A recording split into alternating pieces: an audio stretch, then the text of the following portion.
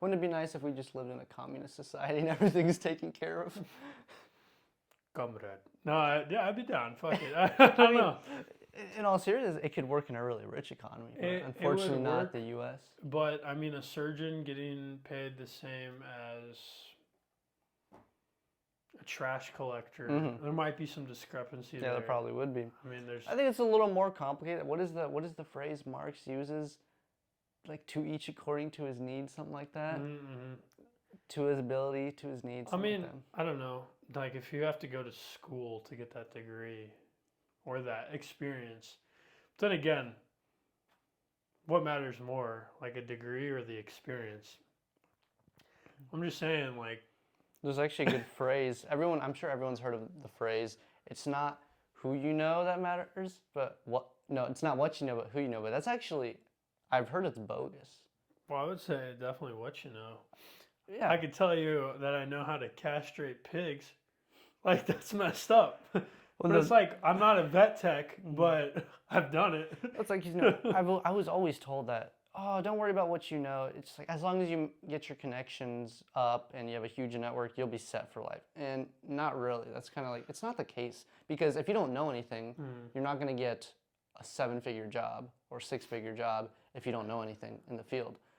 But I mean, if you have people who have jobs coming through there all the time, what were you saying? DLAC says this on one of his podcasts, that you'll get spit out at the level you're at.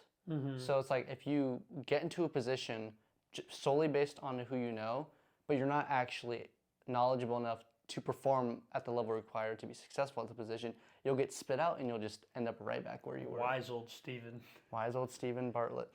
But yeah, I think the topic of today is how to make money in 2026 with AI, startups, and door dashing. There are a lot of different ways you can make money. And I think we're going to start by talking about the 3 kind of principal directions you can take. And that is involving a word called leveraging. You can either leverage your time, you can either leverage your money, if you have it, or you can leverage people. Or leverage your debt, honestly. Yeah, the 4th one nobody talks about, operating at a net loss and still making money. File for bankruptcy, you'll be fine. But yeah, so quick explanation, leveraging your money makes more money for you. You know what they say, you're not wealthy unless you're making money while you're sleeping. Then leveraging people is you have people work for you. Different ways you can do that. You can have a firm, like a law firm or a real estate firm or an insurance firm. You collect residual income from the people who work for you, or even if they're independent. Be an employee. I mean, yeah, that would be leveraging time. Going down the entrepreneurial route. I mean, once you can delegate some minute tasks or something that really is not signal, like stuff that's really important for you, and someone else can handle that, and you can just focus on the things that are currently necessary for the business to run and function. Like Eisenhower matrix. Beautiful. If it's not important and urgent, you shouldn't be doing it. Yeah. If it's urgent and not important, just have somebody else do it. That'd be, leverage your time. By leveraging people. Before this podcast, we were talking about some of the ways and like different categories of things to fall into. So this past week, I've been trying to. I absolutely hate shopping. It is something I just don't like going to the store. I don't like having to. I don't know, when I go out, I like to look presentable, not like a bum per se, and I just also don't like going through the maze of Walmart or the restocking of Hy-Vee. I mean, it's intentional. It's intentionally done. So you'll buy more. Beautiful marketing. I just don't want to do it. Why is Costco chicken at the back of the store? And that's all people want. Hey man, I ate a rotisserie chicken today, whole chicken. It's pretty good. But that being said, like something I really don't like doing, and a lot of these stores are offering pickup services where you can just make your list, send it to the store, you pay an additional fee, but all of that time gets brought to the front of the store where you would have to be in there for maybe another 15, 20, maybe 30 minutes shopping for those items, and they get brought to the store. You can pick them up, or for even more of a charge, they can be delivered straight to your house. And for me, that's something I want to start utilizing. If someone else can do it better than me, why would I spend my time doing that? You bring that up because, and it's really good because Hormozy always talks about this, like first of all, you need to find right now where you're at, regardless if you're, a part-time college student or you're an executive making six figures. Find what your hourly rate is. And you're going to have a rate regardless, whether it be $20 an hour or 100. And realize that every hour you spend doing something that amounts to less than that amount, you should delegate, because you could otherwise be making that. So for example, everyone thinks they're being economical and expedient when they do their own laundry or always cook by themselves, which again, I don't like eating out, but to this point, so say you spend an hour every single day on mundane tasks around the house, but you make $200K a year. So your House cleaning. your hourly wage is $100 an hour. You could probably find somebody to do that for less than $50 an hour. What do you think your hourly rate is? Well, so because I'm like an entrepreneur, freelance type stuff, it's not like set, but Well, it's ballpark. I mean, when I tutored, I was $40, $50 an hour. So I would put that. You said that's about where you I'd fall say into. 50 right now. Yeah, I mean that's generally where I like to fall in, is around 50 an hour.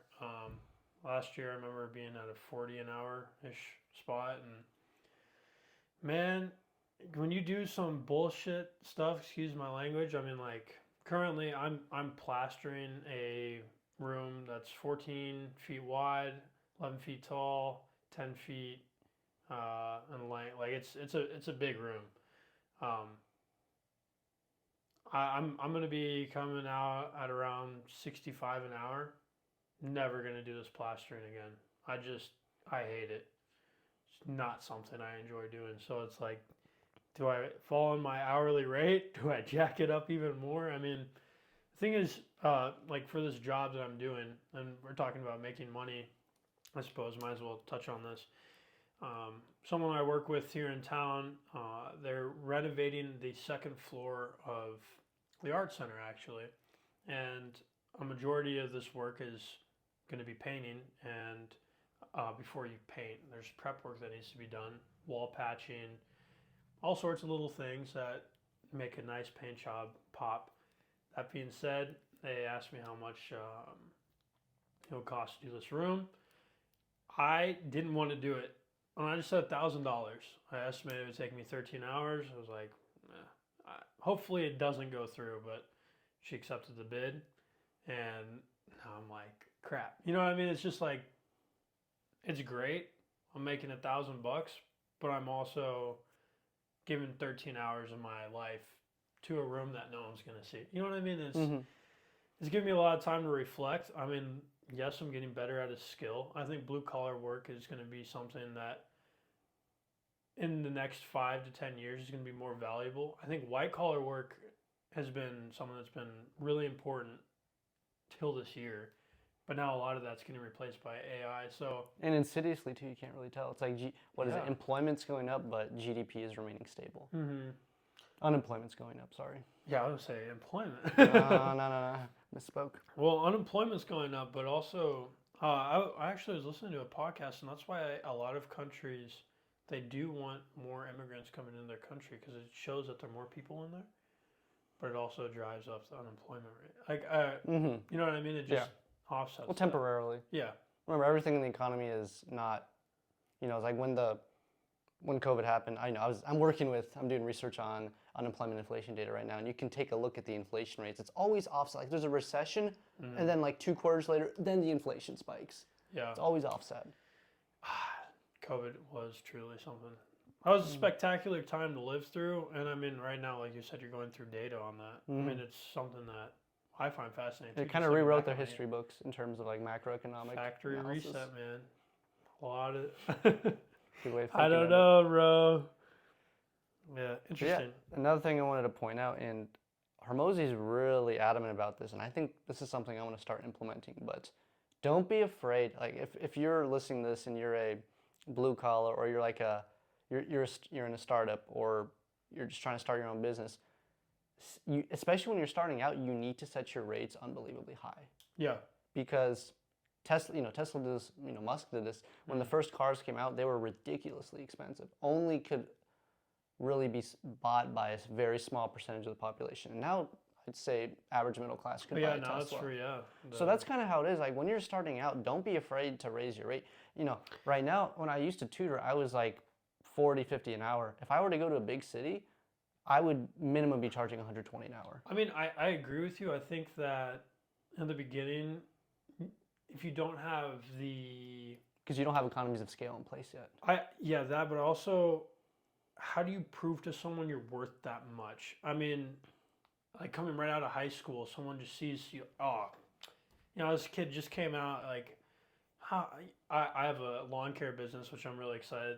It's March, so we're gonna start getting that going. But you know, obviously, for the past 6 years that I've been cutting grass, like I've learned some things here and there, and it just comes with the experience of doing it.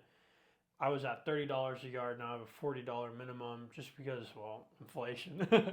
But there's a lot of stuff on the back end that people don't see. Maintenance. I want to hold on to that minimum thought because I want to talk about Yeah, that too. repairs. You know, just a whole bunch of little things where if I had, I don't know. I think it's difficult for someone who sees a service. The thing is that they a lot of the time aren't thinking about the time that they would have spent doing that particular thing. And that's why it's good to delegate. I mean, if I just cut grass, I'm going to cut it better than you. If I cut 10 yards, I think I have more experience than you cutting your 1 yard every week. You know what I mean? It's just little things. But then you got to deal with customer service. Because you ask me, and this is a great question. I'm thinking, customers be asking, well, how, people on the listing might say, well, I want to raise my rates really high, like you said, but how do I prove that I'm like actually good? Because to answer this, when you first start out, you're probably going to be doing it for a bogus rate or really cheap. For example, I tutored a lot in college. I remember I tutored you. So I don't remember that. I used all that free experience, that free labor. I did years of free labor before I can finally say, yeah, this is my rate. I have all this experience. I know I'm capable. I'm going to set my rates high because I have all this experience. I did pass that test, and that's, actually. You did. And that's actually how you got to start is you're going to be doing it for free at first or at a very low wage to kind of prove not only to you, but also to the people you're going to try to sell to that, yes, when I say I am worth 100, 150 an hour, you're actually getting 100, 150 an hour's worth of high quality service. And then on the opposite spectrum, it's also good to have a minimum price in place. Yeah. Because, it's like if somebody says, hey, yeah, I can't really do, 100 an hour, how about 60? Well, let's say they live like in the next town over. Do I really want to drive 20 minutes? Hell no. Just for 60? Yeah. Like at that point, I would rather just, take the hit and find somebody else local. It's kind of like you can abuse economies of scale a bit when you get larger or have a really high price where it's like, well, I'm making a lot already. Like just having one more, like if I'm going to add another customer, another rep, it's got to be worth it. Yeah, so they got to fit that. Like you mentioned, another lawn mowing firm, you said 2 teachers, like they're not going to really add anybody to their list because one, they already have so many, but it just wouldn't be worth it. And I think it's also important. So I think it's really good to have a minimum value. I think that time when you're trying to figure out, are you trying to grow more? Do you want more clients? Or can you just raise the existing clients with the certain, like, increase their value? They're already paying for your service, and the likelihood of them continuing that is pretty high. And if you lose, I don't know, there's a really good video, Mark Andes, I think his name is. I'm messing up his first name. He owns Augusta Lawn Care. Very big business. He operates in, I think, 8 different states. But he goes on the show, he has a YouTube channel, and he goes and meets with these existing lawn care crews. And the big problem that they have is their existing customers are set at that minimum that company needed to have 4 years ago. But now, 4 years forward, that minimum has changed. I mean, they just don't work. And he goes, raise the rates. And if you lose out on those customers, that's fine.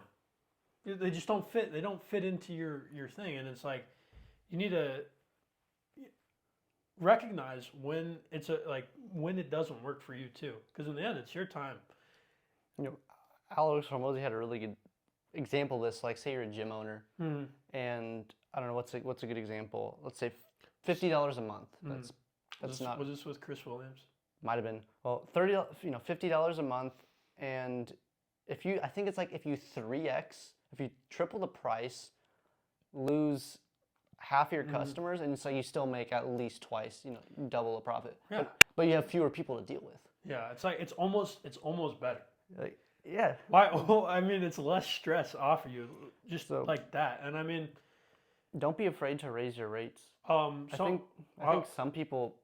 I know I was talking to a neighbor who has like her own mini cleaning. She's a cleaner woman, and she has her own small business. And I said, just raise your rates $5 a year. If anyone asks, say it's inflation. If say you have 10 clients, and you're at say $20 a house, $30 a house. If 9 of them say yes, you just made up for the person who lost and some. easily. And you have less work to do. I think one of my mentors that I have, I need to actually get in touch with him again. He owns a hardscape business, so they make retaining walls. He also has a lawn care crew. One thing he told me that stuck with me, it was just truly invaluable to me. Not every person is your customer. It's okay if someone's trying like, how about you do an additional X, Y, and Z, can we lower the price here? It's like, no, it's just, they don't work out. Another thing that I think it's important for any small business is family and friends are not going to keep you in business. They're a great foundation. They're a great starting point, and it's nice to have that support, but they're not the people, like you will feel uncomfortable raising rates on people you truly have a lot of connections with. No, that's not to say that there are existing customers that you may already have that are like an extension of your family or that you have really good relationships with, but just knowing that not every single person is going to be your customer is totally, totally okay. And I think it's something that more people need to hear. I mean, it's not Pokemon, bro. You can't catch them all.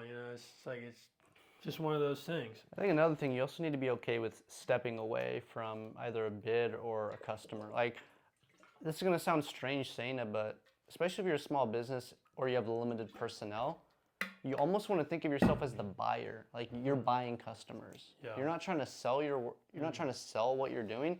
You want to choose the right customers who are going to be ideally long-term. Like, ideally you have some sort of service or the product you're selling is like consumable and repeatable. Like, obviously people need to get their lawns mowed every couple of weeks, so that's a repeatable product. One thing that I'm trying to aim towards, depending on the season. Now, obviously it fluctuates because we have crazy climates nowadays. So rain's a big factor in how quickly that grass grows. A lot of people, they're like, just come back next week. I personally am trying to steer away from these every other week clients. I want to do bi-weekly only. And I'll explain to you why. One, when I wait an additional week, that grass gets 2 times bigger than it was. Now, granted, if we're in a drought, it's not really going to grow more than 1.5 inches to 2 inches. But when there's heavy rain, especially in March, April, May, that grass can grow 2 to 3 inches in a week. Then my mower has to work double as hard, and a lot of the times I have to go over it twice. So I'm doing double the work for still the same price, and it just doesn't work out for me there. And it's something that I recognized last season where I'm doing additional work to make the property look nice, but I'm not getting compensated for that additional work. So I don't know. It's something to think about. You were also talking about how you're kind of vetting that client. I will speak on a story on, I got ripped off. One of my business partners, he found a bid online and someone was wanting us to do junk removal, which is a great business model. We own a dump trailer now because of it. I guess I own a dump trailer now. The bid was not set by me. I'm going to just be pretty straight up on that. I didn't want to do the job in general. It was, and the end of the work, it was a total shit show brick house.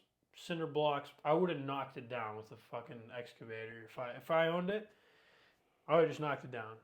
Now I'm having to take out a mechanics lane, which is something else we got to get into. But I ended up moving 2 tons of debris from this horrible house.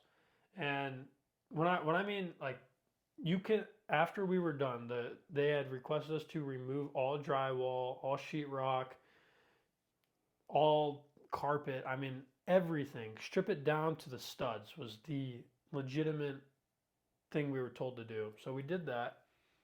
So we have a lot of material on our hands now, and we go to the waste site, dump it. They charge by the ton. It's $112 per ton. Not too bad if you think about it. I mean, it's Sorry, you had how many tons? it was 2.4 tons in total. Okay. So I mean, our bill from the waste site was right around 220. Let's call it 225.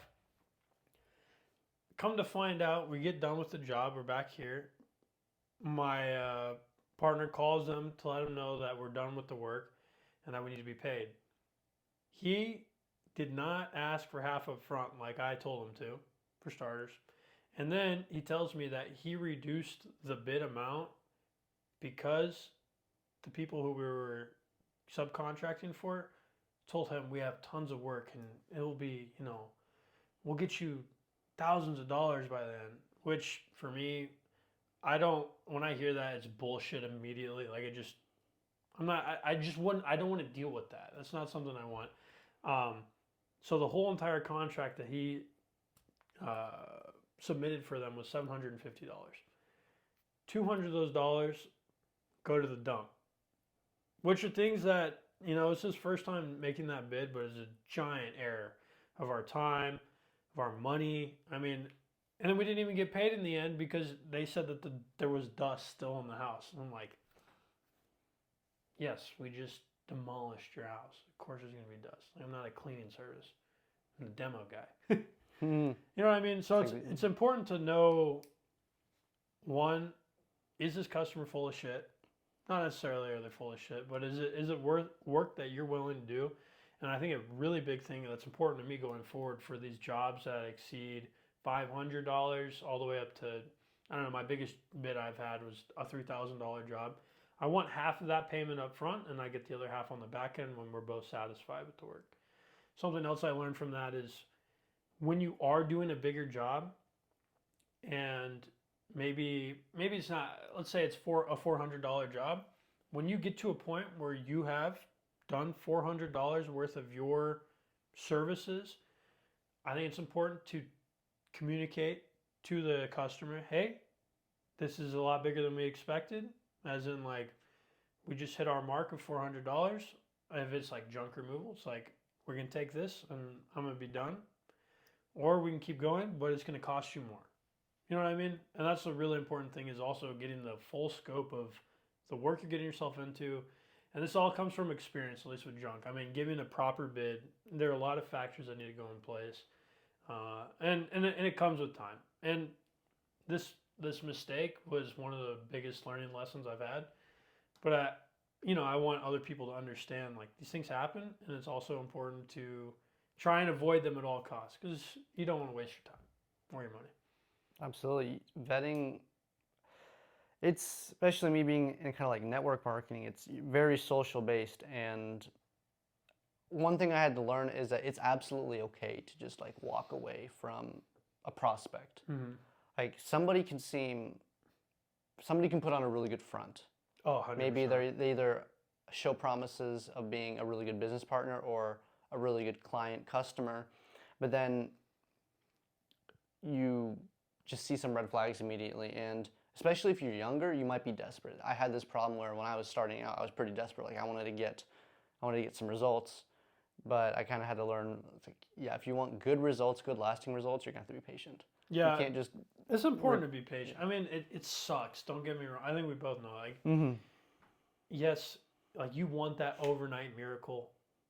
The likelihood of you getting that is, I don't think it's gonna. I'm not saying that it can't happen, but these things take time, and if you want it to be a reoccurring thing where you have that revenue coming in, or you have it predicted for the next couple of weeks, those things, those systems take time, those clients take time, those services, there's always something that can be perfected, and you can always be more efficient. And I think a great thing that I do, at least with lawn care stuff, is every client's yard is different and every client is different too. So there might be certain things that are more important to them where another client might be. I have 3 people who find it extremely important, like more than anything, all they really care about is that I blow off their steps. Like when I'm done. Not that we don't do that anyway, but they just like all the dust, not necessarily from the mowing, just from the week that gets brought in by foot. They just love the front porch being blown off. And that's one thing where, they literally have given me an additional $10, $20 for just making sure I remember that. And then when I remember that, they see that I care about them, and that becomes more of like, this is our guy. So if I go to raise rates on them, it's not gonna be a big deal. They know that I'm providing the quality that they want. I had a question for you actually. What is more valuable, time or energy? I'm gonna have to ask you to specify. So time as in working time. So, because like obviously, I hope you sleep somewhat. Oh, And I love sleeping. unless you're working 100-hour weeks, you probably have only like a limit. Because we're familiar with the 9 to 5, but you're not actually working for 8 hours. Very rarely you're gonna actually be working for 8 hours. How many hours do you think you work for? I work for a 9 to 5. For a 9 to 5, well, it depends on the day. Like a Monday, you probably don't get started till like 10 a.m., 10, 11 a.m. Again, consistency is key. I don't like the 9 to 5, 5 days a week structure because you shut off Friday at noon. 100%. And then you don't wake up. My God, and then you don't wake up until Monday afternoon. So you're really only working. Anyway, so point I'm trying to get is, what do you mean by time? Like time you're physically able to work? Yeah, I guess I don't know. From these examples, say that you invested like it's going to take you an hour to do the laundry, all right? And I guess those two things can coexist together because energy could also be intertwined with time. I'd like to think time is energy. I would too. That's why I posed it like that. But I mean, do you think one's more important than the other? I mean, you can spend more time on something and less energy, or you could spend more energy on something and less time. I mean, it's like I could scrub the hell out of a shower in 10 minutes. Maybe it takes you a half hour, but I save myself time. You know what I'm saying? I mean, yeah. I guess that's a way of thinking about it. I think they're, it's like you want me to say one or the other, but I really think it's kind of like, it's subjective. It's whatever you want it to be. If you had an opinion on it. I mean, for me, I think it's easier in hindsight to spend more energy on doing something like if for me, I think about an ideal day cutting grass where I can get all of my yards done within 6 hours. Let's just call it 6 hours.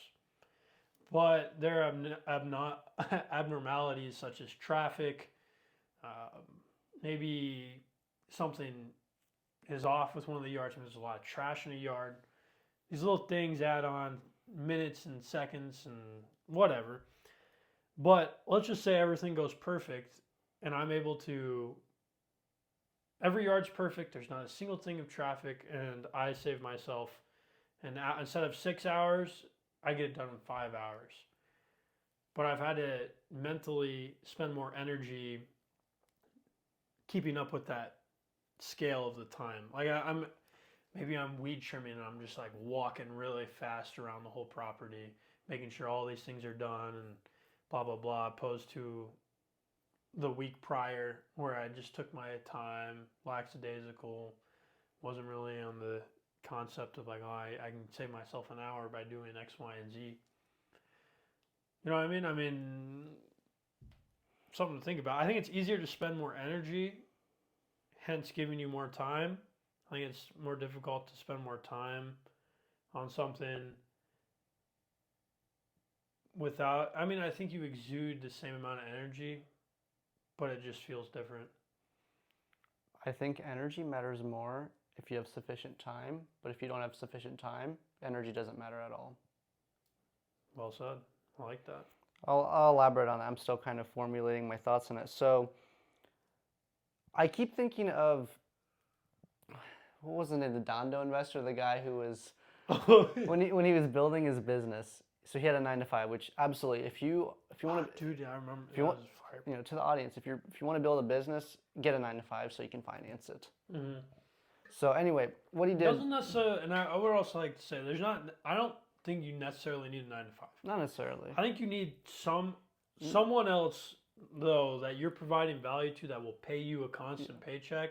Like if you can get funding, great. If you're a startup, you get funding, great. Yeah, like you really do need someone else's capital to start invest. I mean, you're not just getting a check. But like, out of so back to the back to the not yet back to the back to the Dhandho investor. It's like he had a 9 to 5, and he would the way he worded this was just perfect. He said, "I was using just enough energy to not get me fired, Yeah. but enough so that when I finished my day, I could spend the next 4 hours on what actually mattered, which was the business." But for example, say you don't have that time for whatever reason, familial or medical.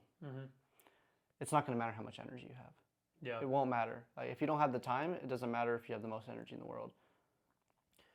When do you think you should start paying people to start doing? When do you think you should get an employee? Like when do you think someone Like an assistant. Yeah, an assistant, someone who can make a schedule for you. I mean, when do you think the right time? Is there a right time for someone for said job title? We'll just keep it a. Let's do assistant. Someone who answers your phone calls, gets your planning done, and forwards all that to you. When do you think something like that is important? I feel like currently I could use someone like that right now. There's things that I don't want to do. I mean, I'm more of a hands-on guy. I can get an idea of,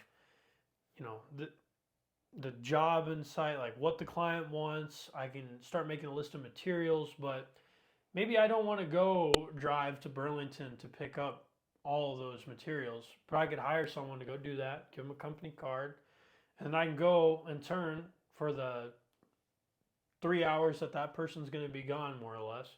And I can go do 2 more bids.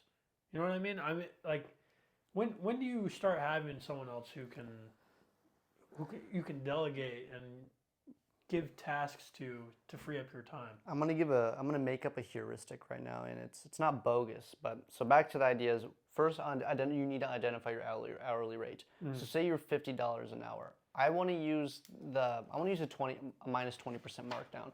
So I'm gonna use 100 because that's easier.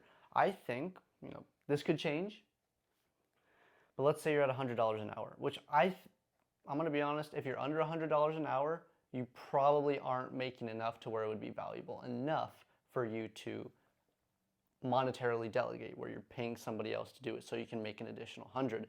So I'm going to say 20% markdown. So $100 minus 20% is 80.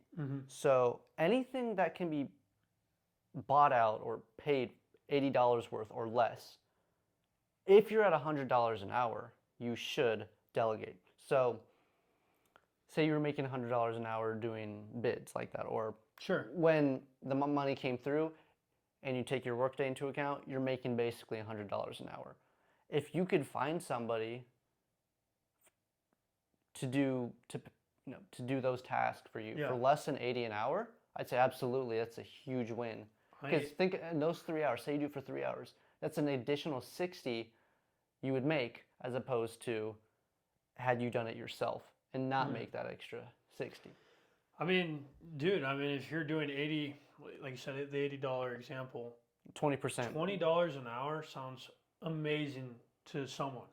No, as in it would be 80 an hour. Yeah, what I'm trying to say is like if I'm making 100 and if I'm able to hire someone on for 4 hours for $80 essentially. I think it doesn't have to be 80. I'm just saying that should be I'm your just max. saying, but I that mean should be your max.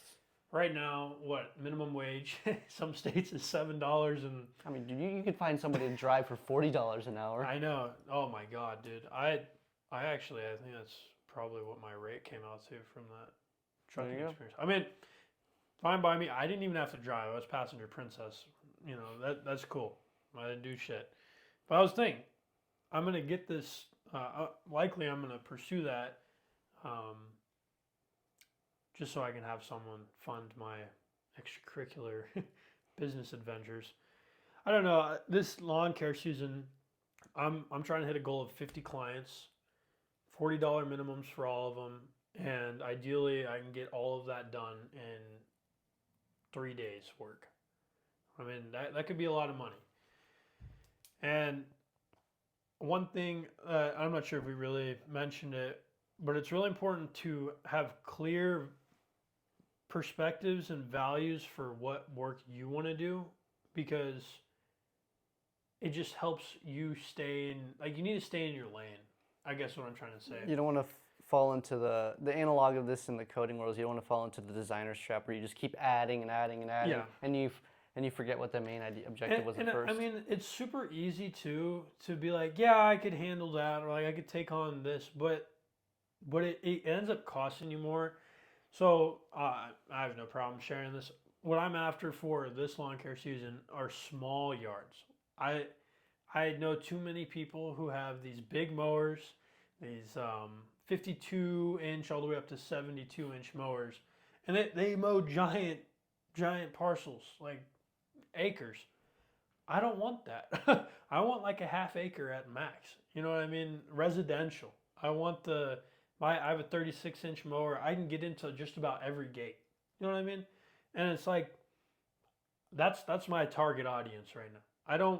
I'm not trying to go mow a big field. I don't want to mow a big field. I want to get into a neighborhood, knock out 5 houses in there, move on to the next neighborhood, knock out another 5, go down the block, knock out 10 more. You know what I mean? It's like, but for me, the last mowing season, it was anything I could get. I was just hungry for, oh yeah, we could do this bigger yard. Yeah, that's fine. And then upcharge here. But it's like, I just, if I have my constant rate of what I want to do, where I want to fall in, it's more important to me to stay true to the things that one, I enjoy, and two, I'm getting better at. Like, you become more familiar with it and you become more skilled in your craft.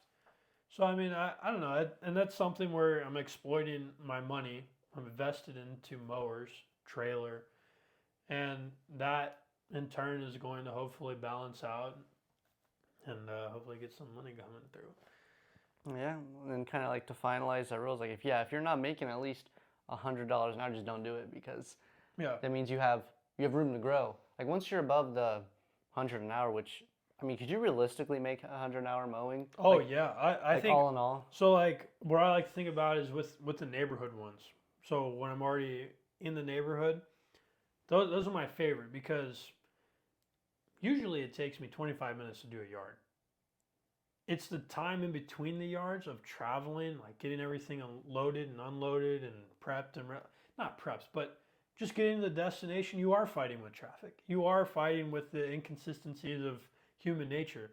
So if I could get, for me, it's invaluable. I have a few houses or a few clients where the neighbors right next to them are on the same mowing schedule, so I'm able to do both, but I don't have to move any of my stuff.